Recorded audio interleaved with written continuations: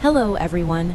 Today we begin a journey that sounds almost impossible, yet it is gradually becoming reality in many parts of the world, transforming dry, barren deserts into lush cacao forests, and from there creating chocolate loved across the United States and around the globe. Imagine a land where scorching winds burn against the skin, where sand stretches endlessly to the horizon. Daytime temperatures can rise above 50 degrees Celsius, while nights turn bitterly cold. There are no green plants, no stable natural water sources, and almost no signs of life. That is where this story begins.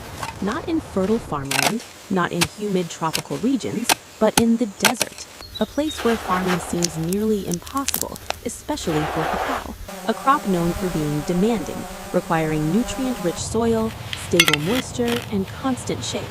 But humans did not stop at the limits set by nature. They began with a question. If we can create soil, create water, and create a microclimate, could the desert become a place to grow cacao?